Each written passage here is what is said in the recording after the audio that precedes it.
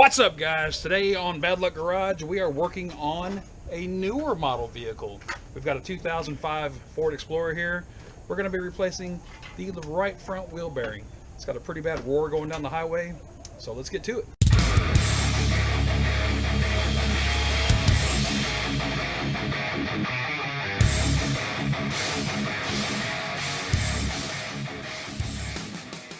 Now the procedure we're going to be doing today is going to be the same on these vehicles from like 2002 all the way up to 2010, like your Mercury Mountaineers, Ford Explorers, SUVs of that nature.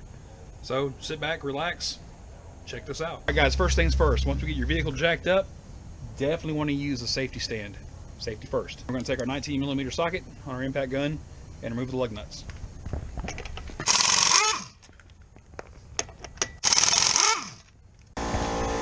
Since we're taking out the entire assembly itself, we can leave the caliper retainer and the caliper attached.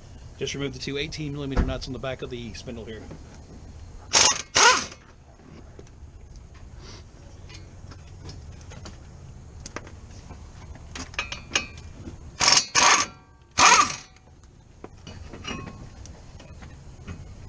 Don't let your calipers hang by the hose.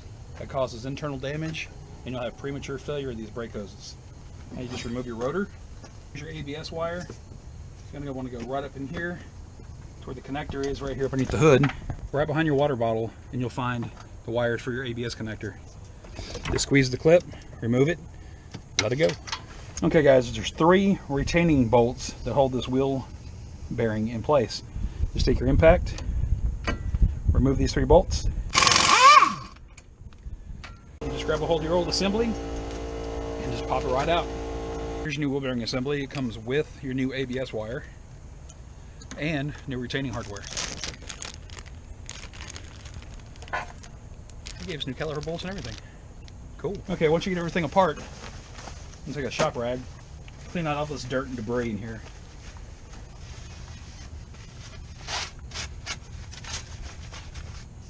All right, take your new assembly, slide it right back into place and reinstall your retaining hardware.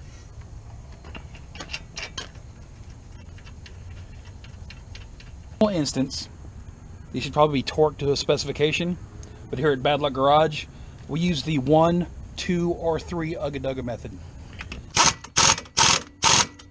4 Ugga-Dugga. 4. Forward, you just reinstall your new harness.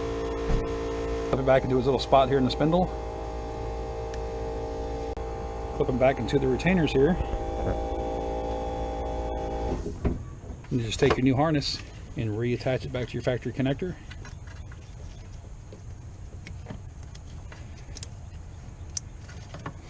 Just like that. Here's a good tech tip for you. Whenever you're reinstalling your rotors,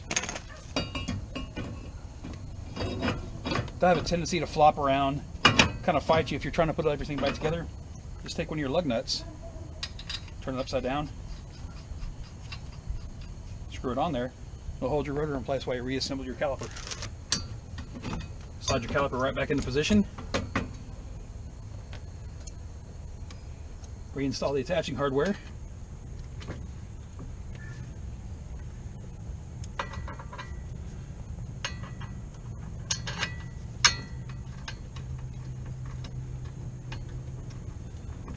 Tighten to 3 Ugga-Duggas.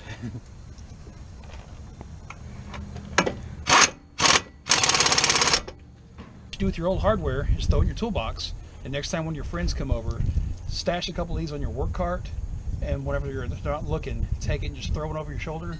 Whenever they say, "What was that?" Ah, we didn't need that one anyway. Now you just reinstall your tire.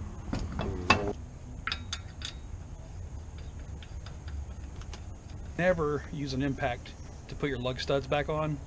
You could potentially warp your rotor and premature damage to your hub. Use a torque wrench.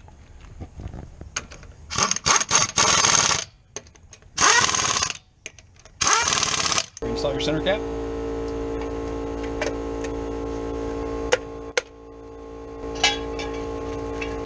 Drop your jack and let's take it for a test drive. All right guys, it was just that simple. 5 bolts, 10 minutes, you should be good to go.